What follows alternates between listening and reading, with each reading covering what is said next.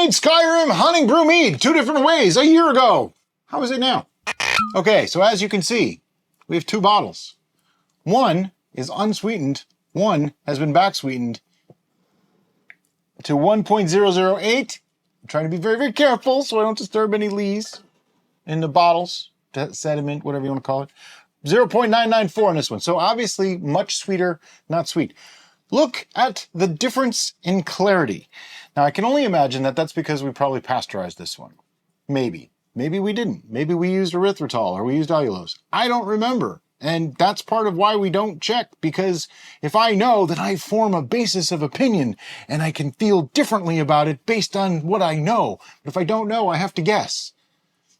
Sometimes we just come up with better ideas than what we did in the first place. But right now we have to get these from these bottles into these glasses, and for that we need the pour cam.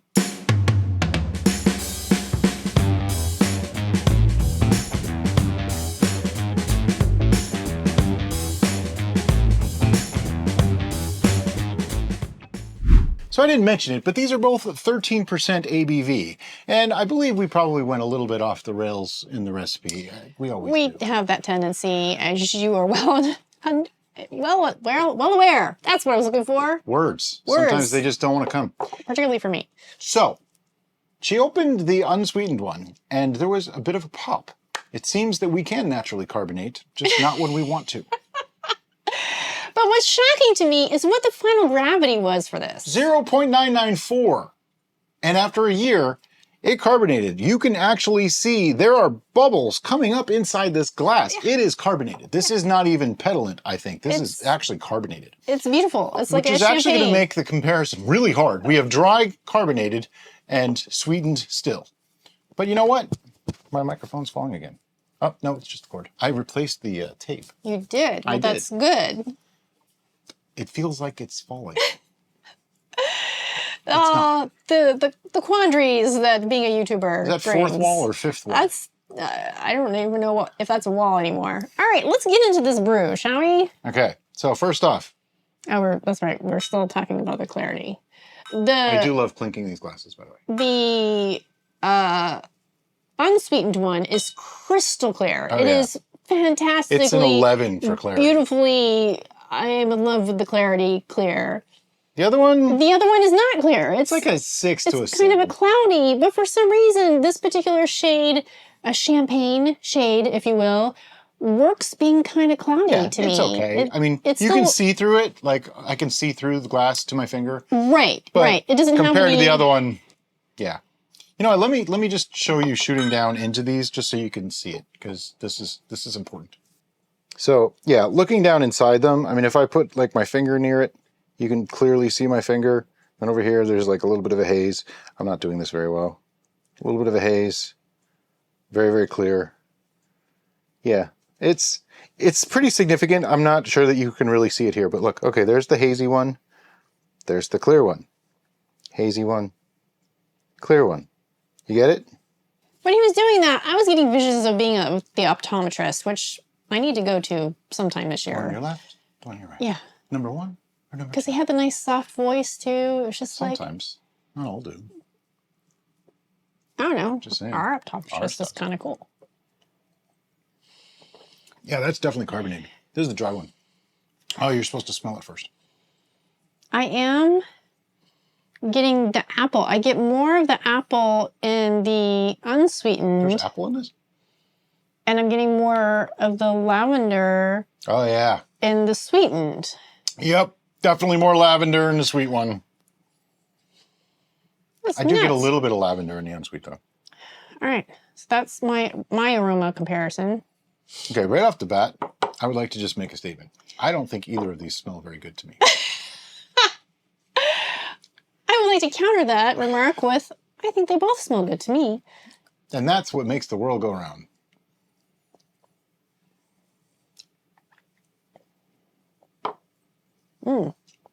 Most certainly carbonated. I actually really enjoy that. Good. Even unsweetened, I'm getting the apple and the lavender notes.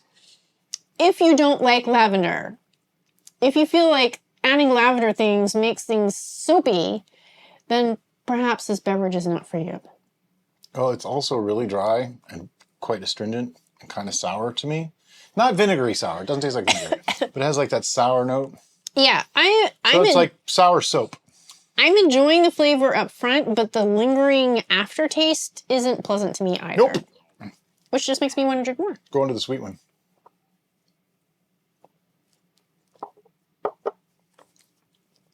Yeah, I don't mind that.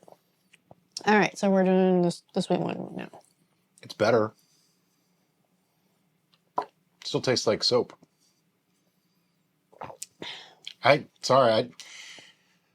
don't like lavender. He doesn't like lavender. I like the smell of it. You know the floral liqueurs that you can get commercially made? I really enjoy those. Brian, not a fan. No. Not a fan. So this is definitely a Derica beverage and definitely not a Brian beverage, regardless of whether it's sweet or unsweetened, carbonated or still. Yeah, I mean, I'm taking one for the team here and going through this, but this is not my thing. So you can tell how the numbers are going to be slanted for this one. So we're going to do separate numbers for each, right? Sure. I don't really know what this was like when it was younger, but I'm fairly certain in my interpretation, it was better received by me when it was younger. Yeah, I think the lavender, from the very little that I can remember a year ago out of the gajillion beverages that we've tasted since then, I think the lavender was lessened when it was still young. I think it's heightened. There's also now a very bitter back note that I just not liking. Not liking it. Kind of reminds me of cheap champagne. So this is what we're going to do. We're going to go ahead and give these numbers now. And then I say, just for S&Gs, let's put a little bit of salt in these and see if it helps with the bitter. Oh, yeah. Okay. All right. See? I got it. A little interesting. I got them interested again. All right. So the unsweetened.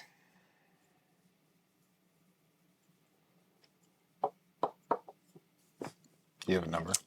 Do you have a number for the unsweetened? Yep. Before I give my number, I'm going to say my number was higher initially, and as the more I'm drinking it, the lower it's going down. I'm fairly certain our numbers were higher a year ago than what we're about to give. I would. This is an example where not everything needs to age a long time, and not everything actually improves with age. Some things just don't. And it's hard to know what's going to and what's not going to. And there's a certain point at which this is the best it's going to be, and after that it starts going back down. It's not like a peak like this where like one day it's perfect and the next day it sucks. It's not like that at all. It's more like a very rolling hill that a few weeks really isn't going to make much difference. There's also something that we need to take into consideration with this particular recipe. This particular recipe was inspired by... It wasn't inspired by. I think we copied it as close as possible. But we augmented it because we always augment. We probably did. We augment. It's what we do. Anyway, but the original recipe from the book, link in the description below, was intended to be drunk very young. Before it even finished. It was meant to be sweet. That's why we ended up sweetening it. Right. Just to show that. So perhaps the way this recipe was conceived, that aging really doesn't come into play. And so that might be why aging and dryness. Yeah. Yeah. All right. So do you have your number for the... Let me take another test and verify my number.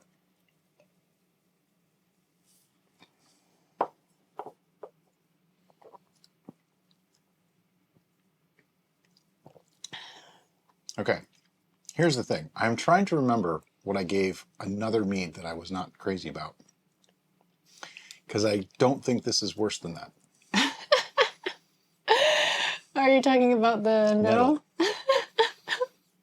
I think I know what I gave. So regardless of what number he gives this, nettle is still worse than this one. Yeah. Okay. Yeah, I'm good. We're just going to go for it. Are you ready? Yes. 1, 2, 3, 5. 3. I was tempted to go 2.5, but I think that's what I gave Nettle Mead, and I think this is just a half a point better than Nettle Mead. So I gave mine a 5 because I would still drink this. I'm not ready to pour this down the sink. Now, I know Brian is, so I would probably not keep this one. I'm going to have to find them. But I also want to try the The salt. salt might help. And see where we go from there. But before we do that, let's taste the other one.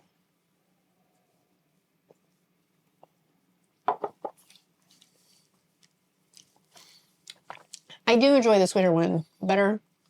Me too. I enjoy it more. Enjoy it better. Is that correct English? You enjoy it more better. More. Let's see. That's even worse, I think. Most betterer. Anyway. By the way, before anybody says you guys are drunk, this is all the alcohol we have had so far today. This is it. We're just naturally silly people. If 4 sips, yeah. We intentionally don't get inebriated on camera so that we still have our faculties to be able to make judgments and give opinions. And speak It's clearly. the first video of the day. We're not going to get crocked before we make all of our videos I have today. difficulty speaking clearly on my most clear-minded of days, simply because words are hard, man. So I don't want to hinder that and become a complete idiot to you, because Oh wait, I forgot my score. that's not going to help. No, I didn't. Yeah, I think. Yeah, I guess I'm leaning between two. All right. 1, 2, 3, 6. 3.5. So were they both 3, 3.5? 3.5. See, I might even be able to go full point. 3.25, but we can't do that. We do half points. I just don't like these. Anything I say is going to come off as very negative and very rude, so I'm probably going to refrain from saying much more. I've said most of what I needed to say. Yeah. They're astringent. There's a lot of bitterness. There's a floral, soapy note in there that's just really turning me off. Right. The backbone of these, the back note, is so bitter compared with even the little bit of sweetness here. It's very off-putting to me. I don't appreciate it. Derek is right. Neither of these was ever meant to be aged. They were meant to be drank before they were even done fermenting. Yeah. And I think that would have improved it significantly. So this test is kind of... It's a moot point. Moot point. Not a mute point, as some people like It's moot, yeah. Anyway, let's get the salt and let's just see if it does anything. Okay, because we're going to try to make this into something semi-positive if we can. Be right back. All right, do you have enough to salt? I know you don't. I don't want more. I know you don't want more. Okay. I have plenty. I'll put, No. we'll Share. We'll share. All right. I'm so looking forward to this. Okay. It's for science. Okay. This is pink Himalayan salt, so it's got extra minerals and stuff. It's healthy. It's my story. I'm sticking to it. And I'm literally just putting like 20 grains of salt in each one. I think I got 19 in this one. Oh, there we go. Now they're equal. Now, if you have Glencairns, please be very careful doing this. Glencairns are very fragile. The tops are. I have broken how many now? 3? I don't even keep track. I hand wash them and then I put them in the drying rack, and the base is much heavier than the top, but I like to have them inverted and bad things happen. It's okay. We have quite a few. Probably more than we need. Glencairns are not a sponsor, but it would be awesome if they were. Yeah. Okay, what do you want to try first? We'll try this one that you like the least. Oh, first. Joy. Because I think it would have the most impact. Okay. Yeah, this is one of those times the bitterness and the astringency, salt may actually improve it. Could make it worse, too. I don't think it helped. The back end. It shortened. Oh, it did shorten the back end. It shortened it. It didn't eliminate it, but it definitely, like, there's a cutoff now. It doesn't linger and make you go, oh, this is gross. Yeah. It's just like, and it's gone. Yeah. Oh. Okay, so you're right. It did a little. I wouldn't say it made it. It took it from a 3 to a 3.1. Maybe 3.2. I mean, seriously, it didn't do that much for me.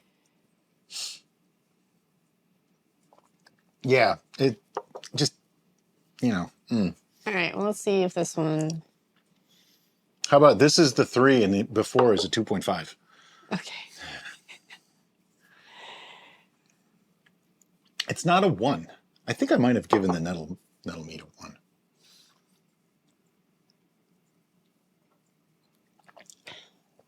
I think it did improve the That sweeter one. is much better.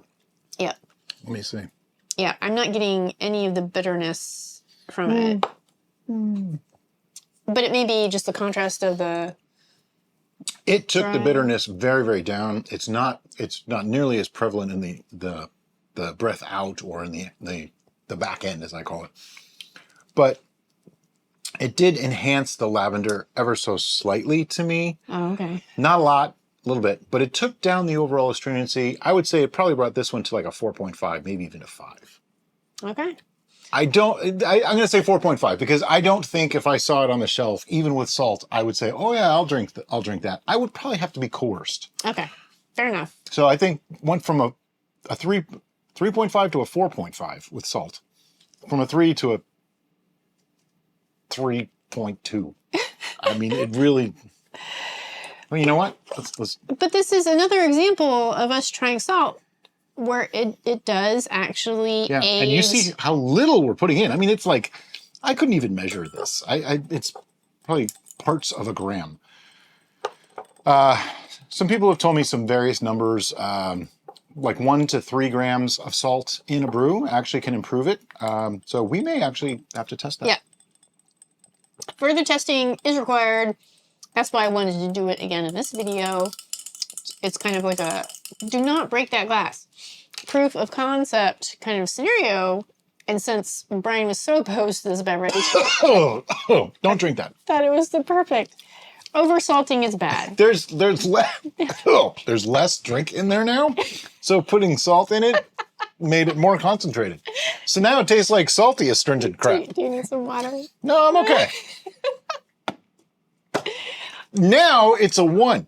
Okay, there we go. It might even be a 0.5. It's a 0.5. Let's just be honest. So hopefully this is an important learning lesson for you. Don't oversalt your meat. Oversalting is bad. And sometimes aging is not the answer. Right. There are some things that are just drank better younger, like my sweet red wine. That's another example. I don't like it once it's aged. Many people have said that they really do. They enjoy it aged. I much prefer it young. To be honest, ours rarely lasts Yeah. a year. It's pretty much gone. We've had a couple bottles that lasted, and I just didn't really appreciate it as much. Right. We purposely stored them away, but in general, Yeah. they're gone. All right. So Honningbrew. If you like lavender, I say go for the original recipe and drink it young. I say we have 600 other videos on our channel. As always, guys, thank you so much for watching. And have a great day. Bye-bye. A year ago, we made a Skyrim Honningbrew Mead, and we did it 2 different ways. And now we're going to taste it. That was horrible. Let me do it again.